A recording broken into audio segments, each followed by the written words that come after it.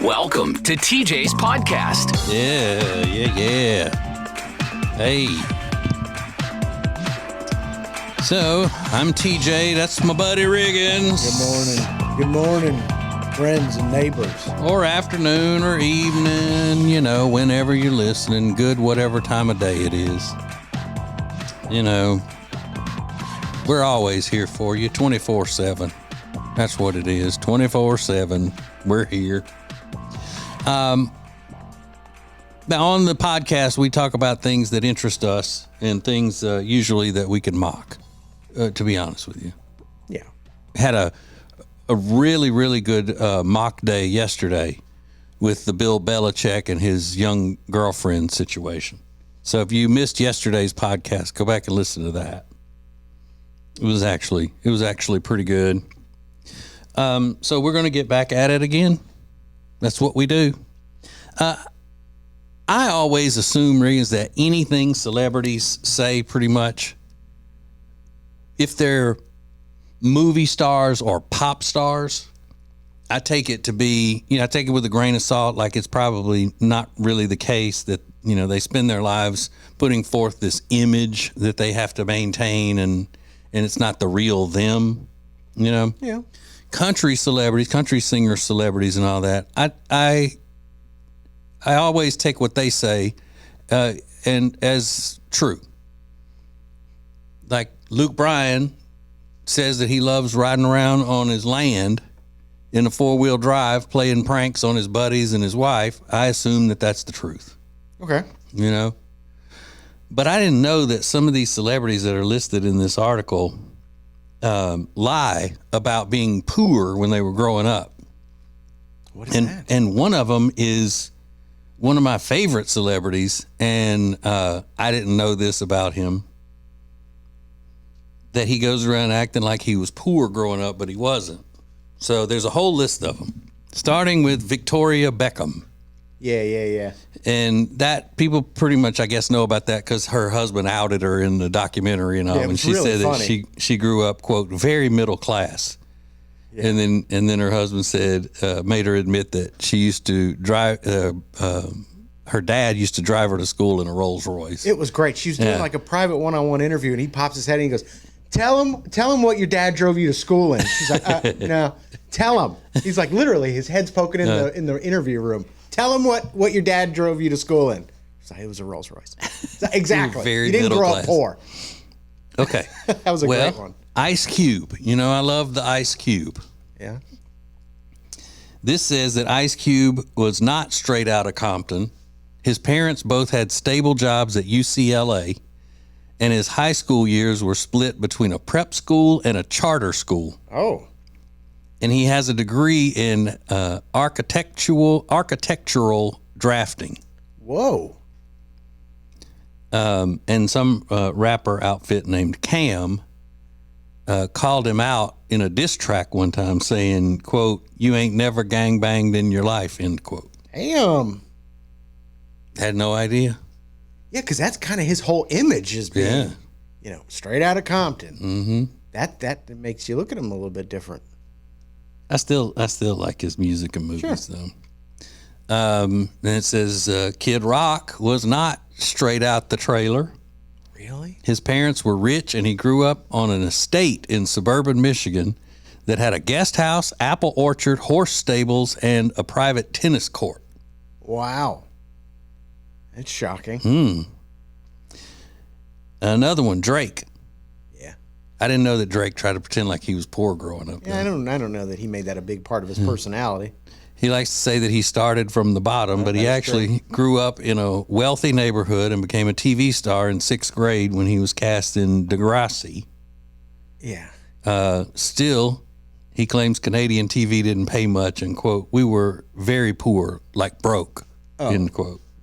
Doesn't sound like that was the case at all. Mm-hmm.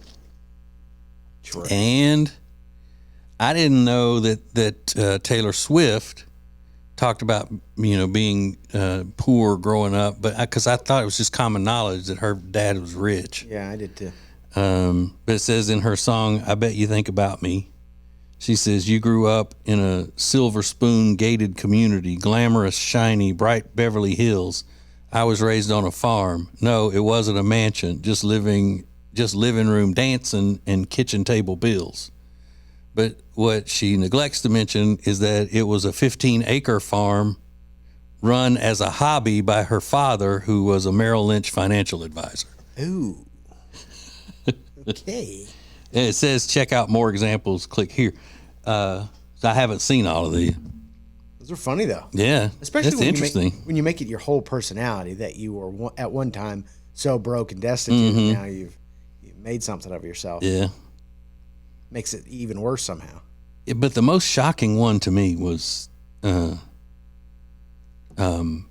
Cube. Ice Cube, absolutely. Well, and then Kid Rock, though. I would have never thought Kid Rock was rich growing up. No. Oh, Bob. Mm-hmm. But and then again, George W. Bush, isn't he from Compton? George W. Bush? He was raised in Compton or something? No. Wasn't there a connection? Yeah.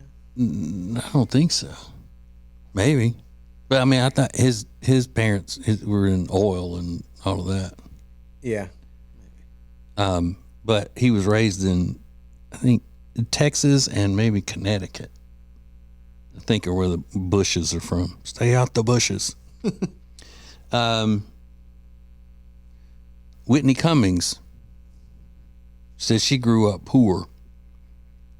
And Roseanne, she related to because that was the first show that looked like my house. It was the first show that didn't make me feel bad about myself. She also listed the poor people food she ate, like cereal, peanut butter and jelly, sandwiches, and fish sticks. That's poor people food? While she admitted her mom was a Neiman Marcus publicist and her dad was a venture capitalist.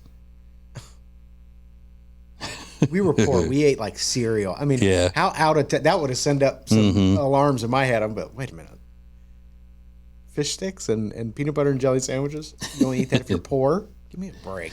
Well, and then it says, well, these are longer here.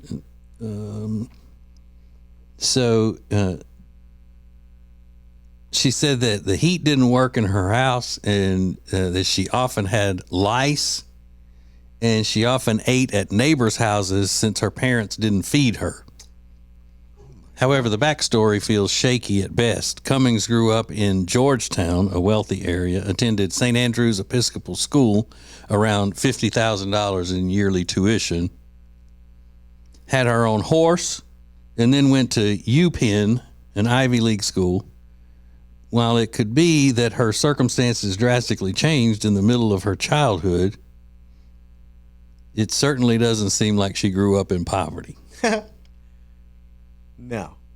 Mm-hmm. If you have experience with horses and it's not your main means of transportation, you're probably wealthy. Yeah. Biggie It was all a dream. claimed that he was poor growing up, would eat sardines for dinner, all this stuff. But his mother later claimed that wasn't true, denying that he ever had eaten sardines for dinner. They likely didn't celebrate Christmas because his mother was a Jehovah's Witness. So you'd say we didn't have Christmas. It wasn't because he was poor, it's because his mama didn't believe in it. That's funny. All right, so he also went to private school, and the quote-unquote one-room shack he referenced in his music was actually an apartment in Brooklyn. It had been renovated, though it was clearly not a shack. He was described by a New Yorker as middle class. Huh. See, now this is interesting celebrity stuff to me. Yeah. And you know what also? That seems to be, if I were to lie and say, like, I grew up poor, my dad would be living. He's like, wait a minute. Yeah. I worked so hard to give you guys a lifestyle that, I could be proud of and that you would enjoy. I think he'd take that as disrespectful. Sure. Yeah, if my kids went around telling people that they grew up poor, I'd be following them around going, the hell you did? Yeah, right. You know how hard I was working to make sure you had Heelys? Heelys, yeah. You were damn zooming around on Heelys all day. What would you know about being poor? You had every color of high top Converse they was. That's right. Because that was the style back then. Lizzie McGuire was wearing them. Sure. And Hannah Montana.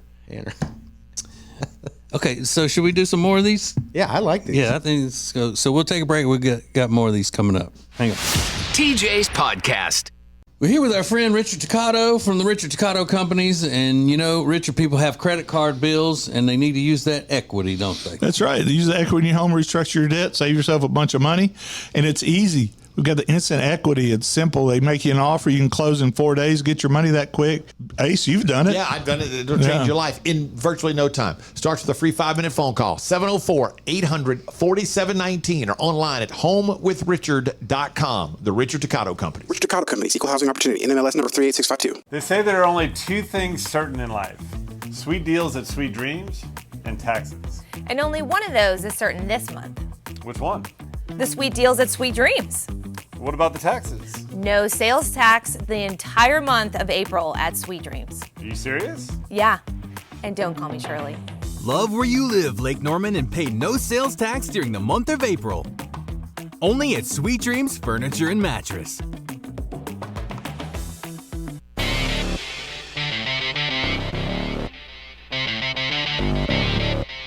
Back to TJ's Podcast. Hey. I know this isn't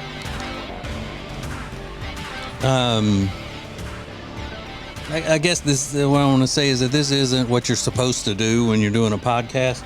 And doing a podcast is different than doing a radio show. Now, I'm a radio legend, considered one of the most influential radio personalities in the history of the world. That's a fact, but don't Google it. But doing a podcast is different, and I don't think this is a podcast kind of thing. But I just want to say thank you, because we got some information yesterday from the company that we work with that we absolutely love, Omaha Steaks. And with the Father's Day gift packages and all that we were advertising, they did great. They said that the Ace and TJ family was very receptive and all, and I really appreciate that. When we advertise a product and we put our names on it, we really believe in it, and for you to trust us and put your hard-earned money on it, especially now when everything is so expensive, it means a lot.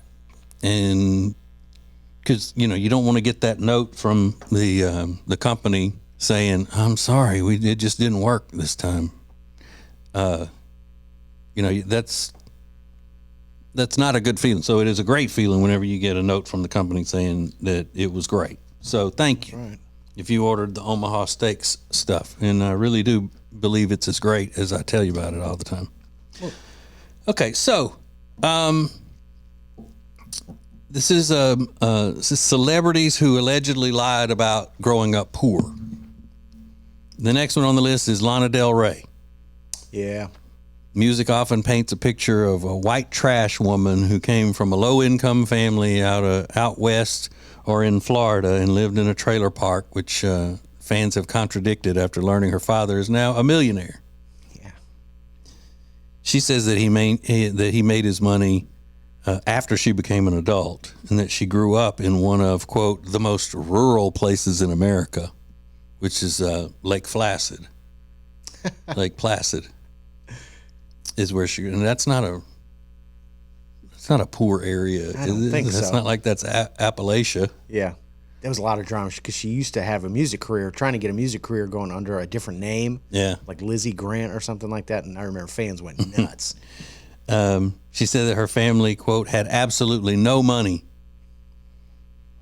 While she did go to an elite boarding school, she said it was through her uncle working there and that she received financial aid.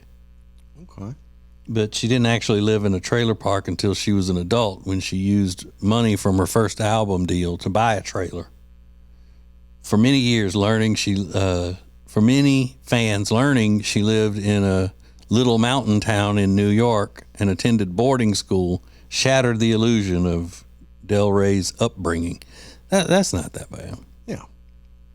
Ed Sheeran He said he's talking about couch surfing, not having anywhere to live when he was first trying to make it, both when he moved to London and when he moved to L.A.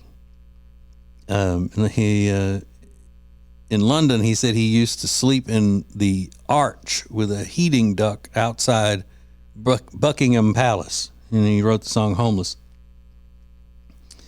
Let's see.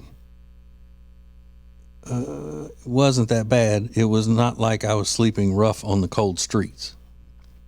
He was born to wealthy parents. Also said I didn't have anywhere to live for much of 08 and the whole of 09 and 2010, but somehow I made it work, and drinking helped. But just because his parents have a lot of money doesn't mean when he's an adult and he's out trying to make it in show business that they're funding him. Yeah, sure. So I don't think that one counts. He certainly didn't look like he had any money. He still doesn't. He really doesn't. And he's got the bukus now. Yeah. Has Gwyneth Paltrow really said that she grew up poor? She's on the list. No. Said she's, quote, completely self-made, end quote, because her parents, Emmy and Tony Award-winning actor Blythe Danner and film director Bruce Paltrow, didn't give her money as an adult. Does that mean you're self-made? Maybe. I don't know. Maybe unless you went to Hollywood, went out auditioning for gigs, and you didn't use your name, you used a different name, like Emilio Estevez. Right. You know, Martin Sheen is his dad, but he used Emilio Estevez because he didn't want any special treatment and getting parts because of his dad. But then again, you can look at him and know who his dad is. Yeah, right. Emilio. Come on. Vanilla Ice. Yeah, I believe that. Said he grew up poor in the streets, predominantly black neighborhoods in Miami and Dallas.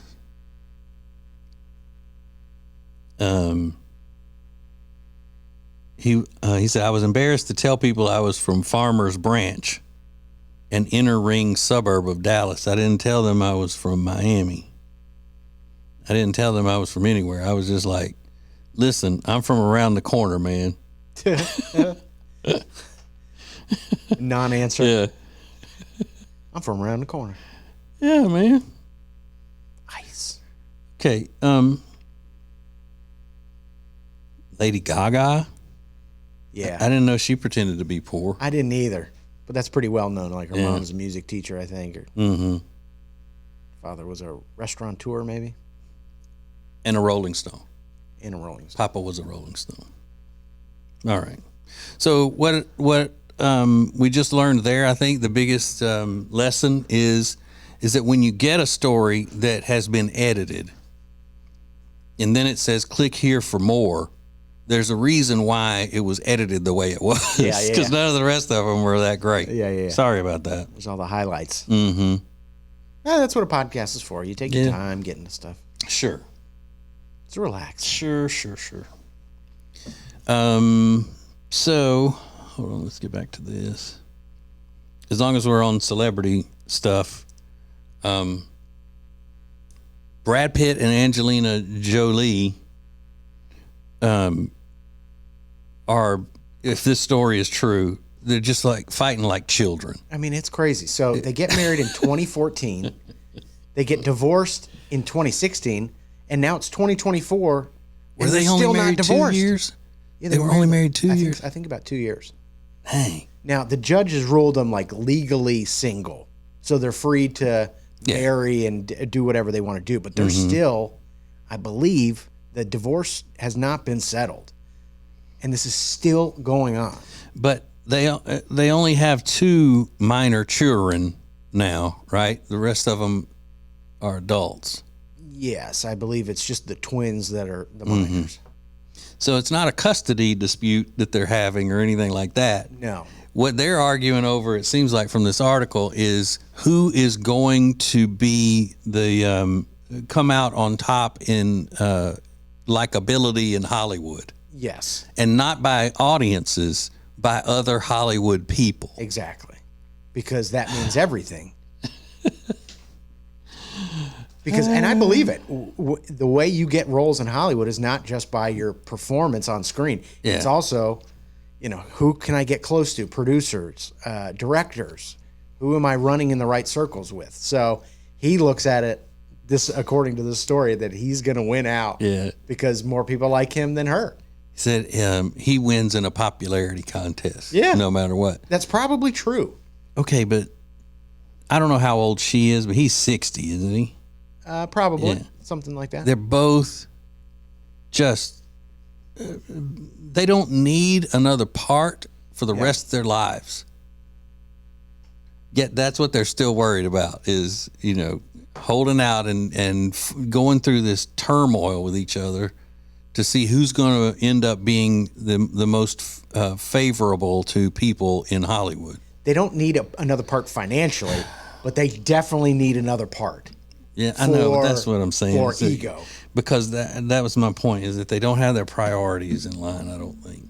Because it's not like they have to sit there and go, okay, well, I need to be able to work again because I'm not going to have enough money if I can't get jobs because, he's bad-mouthing me in Hollywood and people like him better than they do me and they've got to choose sides. I mean, you're fine. Yeah.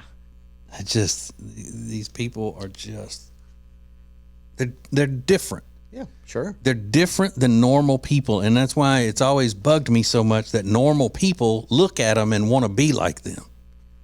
Hollywood is the most dysfunctional culture in our society. Hollywood people are the most dysfunctional. And the fact that they're rich and famous and beautiful doesn't mean that they're not dysfunctional, because they are. I always say if they acted the way they do, and they weren't rich and famous, they lived down the street from you, they would be the scourge of the neighborhood. People would be talking crap about them all over the neighborhood. They'd be the ones in that house. that house. That one. Yeah. Like when Tom Brady was going through all of that with his what's her name, Moynihan. Were they married or not? I don't know. I don't think so. But anyway, I mean, it was just a nasty breakup and public fights and all of that kind of stuff. Is trashy. Yeah. Redneck behavior that if they were down the street, you'd be going, oh my God, are they at it again? Yeah, right. Are they? Have you ever met them? I did once, and they're a little bit rough around the edges. Yeah. And that used to be confined to just Hollywood. Everybody looked at like celebrities as like the upper tier. Mm-hmm. And then, the paparazzi culture kind of, you got to see Ben Affleck smoking cigarettes and you're like, wait a minute, you're a movie star. I don't want to see the, but I think Trump made a good point a couple years ago before he was running for president. He was watching the Oscars and he asked somebody, he goes, where's the glamour? You've got the the Oscar winner falling on the stairs in her dress, and where is the glamour? When he was watching it, it was like these larger than life figures that exuded sort of class and elegance, and they were so talented on screen. And now it's just kind of trashy. It's because the movie stars of the past generations did not want. They knew enough to know the way I live my life is not really that flattering. So I don't want that in the public. Yeah. And then you had the Hollywood press that kind of respected that. And they only would deal with them when they were out in public for award shows or interviews and things like that. They weren't camped outside their house and all those types of things. But once they started doing all of that and getting that personal information out in public, the celebrities, instead of saying, oh, well, I need to back off from that, they embraced it. Yeah. Try to work with it. Yeah. Instead of going, oh, well, that's not the image that I want to be out there. I need to cool it. I need to be a little more protective of my privacy. No. And a lot of that came from trying to compete with reality show stars as well. Because when reality shows really started, kicking ass in prime time, the trained actors and all didn't like it. I remember Jennifer Aniston was one of the most outspoken, saying it was messed up. She didn't like it at all. And you kind of don't blame them. Yeah, it makes sense. But but then it's almost like they realize that this is the way it is now.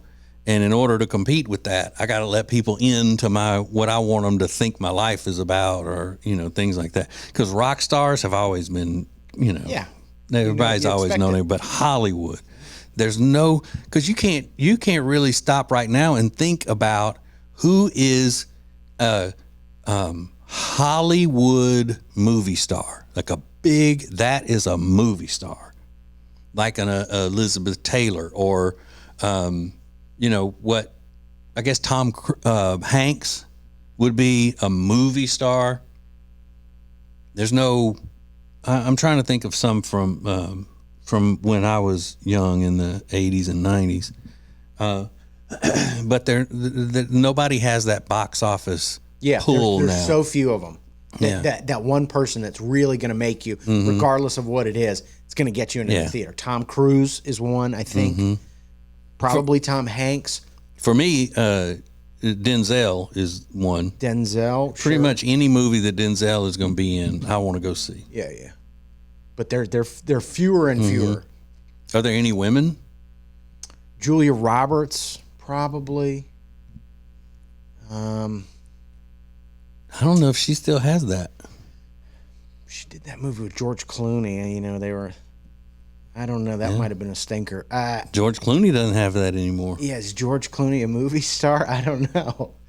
That's crazy hard to say, but I don't know. Does he have enough? You're like, whatever it is, I'll go see George Clooney in a movie. Yeah, maybe not. I don't think so. Tom Hanks, Tom Cruise, Denzel's good. Yeah, it's tough. Maybe Robert Downey Jr. now. Yeah. He's a movie star. Yeah. It's weird. Yeah. Super crazy. Because they're all trashy. No, I'm kidding. Denzel's not. He might be. I mean, who knows what he's up to? Don't you dare say that. I don't know a thing about him. I see him all over the internet with quotes attributed to him that are very well thought out and classy. Really? Uh-huh. Now, he may not have said it, but if they put his picture there and then put the quote, you assume that he said it. It's got to be Denzel. To be or not to be. All right, we got to take a break. We got more coming up. More of TJ's podcast is coming up. Our friend Richard Toccato from the Richard Toccato Companies is here, and we're talking about home improvement. That doesn't just mean, like, my wife thinks our home would improve if I left it. That's not what that means, is it? Yeah, for Jody, that would probably help her out. But for everybody else, we need a sun deck, or they want a backyard kitchen. It's an easy phone call to 704-800-4719 or log on to homewithrichard.com. Now, you've got the money in your home. Let Richard find it. HomeWithRichard.com. It's the Richard Toccato Companies. Richard Toccato Companies, Equal Housing Opportunity, NMLS number 38652. When it comes to losing weight, sometimes you don't even know where to start. You know that it needs to happen, but you need some help. Well, you start by going to acetj.com/weight loss and ordering Calitrin. Calitrin is scientifically proven to help you lose weight, and it is not a drug. It is not a drug. Repeat that. So here's what you do. You go to acetj.com/Calitrin, order 3 months, and then you'll get 3 months free. 4 months, 4 months free. That's how it works with Calitrin.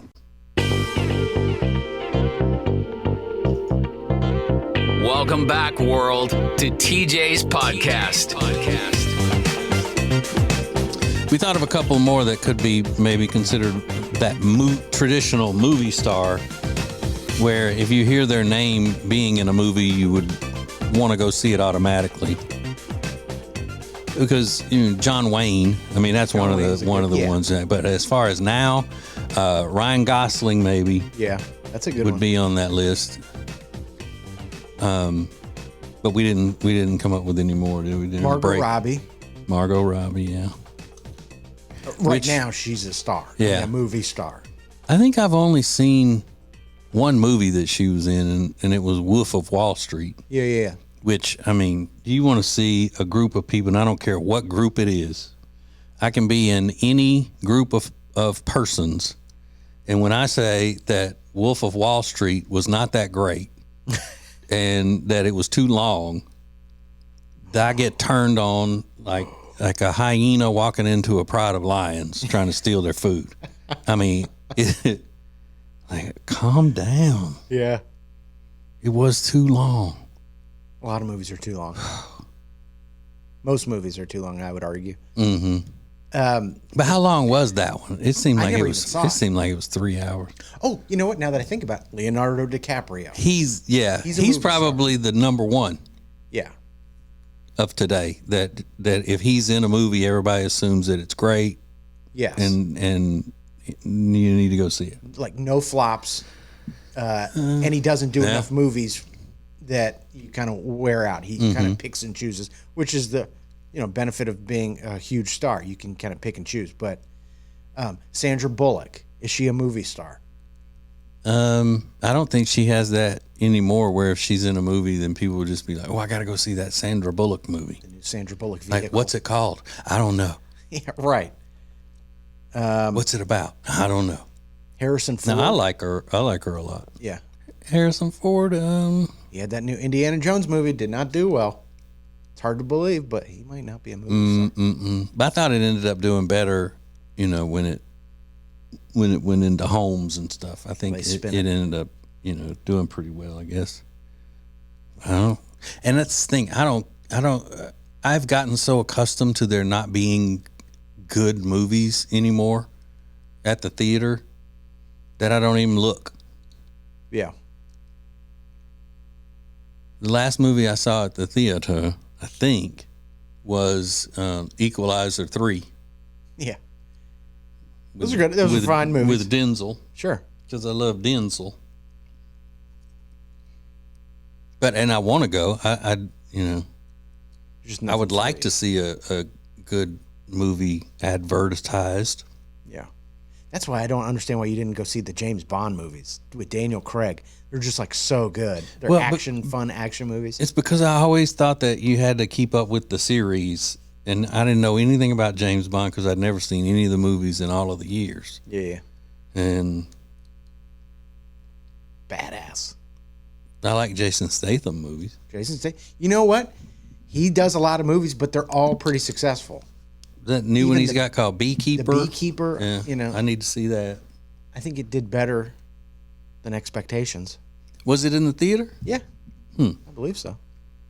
Maybe not for long, but he cranks those out. We watched a good movie the other night. I guess it was last weekend. The guy's name. What is his name? He played the kind of jerky guy in the Maverick movie. Really good looking dude. I mean, he's super, super good looking. But anyway, it's called Hitman, and it was good. But it was on one of the streamers. Okay. But yeah. But I don't know that I've ever really had a lot of movie stars that when they have a movie that automatically say, I got to go see that. No, there's not many. Because even Denzel, who I guess if I had to pick my favorite actor, he would probably be my favorite. He's even made some movies that I didn't want to go see. Like that Eli or whatever it was. Book of Eli? Yeah, I wouldn't have wanted to see that. He did a movie, the Shakespeare movie on Apple TV Plus, and it was in black and white. And it was like, I zero interest in seeing that. Yeah, I wouldn't want to see that. And I actually watched a movie of his that I really didn't like that much. When it was over, I was like, I don't know if I like that. I don't remember the name of it, but he played where he was I guess retired baseball player or something. He was teaching his son how to play baseball, and he was an alcoholic, and he didn't like the way life was going or whatever. He was grouchy. I did like that movie where he was the drunk pilot, though. Yeah, Flight. Yeah. It was Flight. That was really good. Yeah, no, he's had some. And I'm glad he's dried himself out since then. You're not kidding. I was like, Did you watch that one where the kid had needed heart surgery or something, and he didn't have the money and held hostage the whole hospital? Yeah, that was a good one. That was a really good one. Intense. John Q. John Q. Yeah. Rob and you sort of has similar views on going to the theater. Like, you like the experience of driving to the theater, getting your ticket, sitting in a nice chair, and getting the snacks and like the whole vibe of going to the theater. Mm-hmm. And I don't know if that's an opinion or that's going away. Like, I don't know. Because you don't even want to think about doing that. It doesn't do a thing for me. Have you ever liked going to the movie? Yeah. You did? That was our birthday. You know, me and my brother have birthdays that are really close. So every year we'd go see whatever was out in the middle of summer. We have birthdays in the summer. So there was always a big kids movie in the summer. Right now it's Inside Out 2. It's a Pixar movie. But when I was growing up, it was Toy Story, then The Lion King, and then, you know, whatever, Little Giants or whatever whatever it was. But yeah, we loved it as a kid, but now it's like, oh God, the thought of it. Heavens. The sheer thought of it. Yeah. But I'm not so much on getting the snacks and all because it's too expensive. Oh, you don't even do this. You can go to a movie without getting popcorn? Yeah. Really? Mm-hmm. That's awful. I don't like doing it. Yeah, I do. But damn, it's so expensive. I know it's expensive, but you know that's part of the. To me, that would be the biggest part of it. Yeah. Is getting that popcorn. Mm-hmm. But I even like going to the movie by myself. Yeah, that's something I've never done. Would you feel like a loser? I don't know that I feel like a loser. It would be weird. I don't know. I'm like, I don't want to do that by myself. Yeah, my wife thinks it's really, really weird. But I mean, that's usually the way women are, though. Like they won't go to a restaurant alone or sit somewhere and eat. I wouldn't do that either. Why? Is it because you worry that people think you're a loser or lonely or you look like a loser? No, it just seems like I'm sitting there eating. I don't have anything to. I used to go down to this coffee shop after work for lunch because they had a really good BLT that I loved. Mm-hmm. But I always felt weird, so I'd bring my laptop and watch something with my headphones in. It's like, well, is this even a fun experience that I'm eating by myself? Or even though I could go upstairs and eat by myself, I do a lot of things by myself. Yeah. But I don't know. There's something about that I just did not enjoy. Well, and sometimes, though, you want something and you just want it then, and you don't want to have to take it home, but you don't, because you don't want to cook. You don't want to, especially if you got a family and they're gone. Like, that's my situation. I don't want to have to go home and cook and then do dishes and all of that. And I also look at it as an opportunity to observe people. You know, I can sit alone and come up with all kinds of what I think are interesting observations to bring to the show or just in my personality. But, you know, you always have your phone there if you want to look at your phone. Or I like going over the menu in detail. Like I'll tell them leave the menu if it's a place I don't know very well, because I want to see all of the other dishes and what's in them and all of that, because I may want to go home and cook that. Not that day, but at some point. But then you just walk away from it. And then when I get home, then I can just do exactly what I want to do, which is probably just sit down and relax or go right to bed, you know? You leave it there. Yeah. And when I'm in that situation, when I am alone, it's terrible when the woman server, AKA the waitress, feels sorry for me and thinks that I'm just lonely and then wants to keep chatting with me while she's there taking the order. Hey, and so, yeah. She assumes you're lonely? Yeah. You know, the lonely old man in there. Oh, I would hate that. See, that's another thing. God, I wouldn't even, that'd make me feel so self-conscious. Because I really wouldn't want to talk to anybody, you know? Yeah. Just want to soak it all in. But you know how it's a wake-up call that I had the other day, that how old and feeble I must look to people. There's a little town just north of where I live, a little country town. And they have this little walking trail, and there's a little park you can go, you know, exercise and stuff in.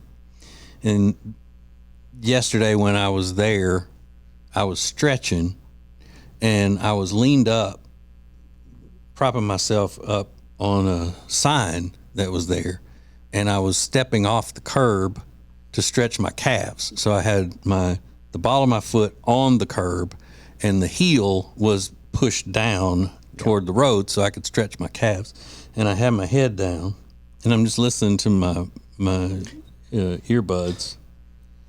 and a lady walked up and asked if I was okay. Catch your that poor man over there. He looks like he's.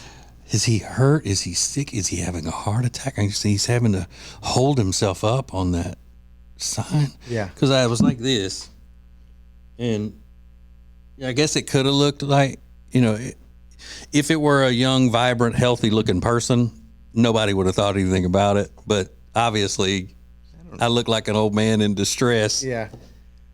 When I'm walking through a park and I see a person sitting alone on a bench, my first thought is, what the hell are you doing here? What are you doing? Even though just a person at the park, but I'm like, what are you doing? Why are you out here by yourself at a park, sitting on a bench?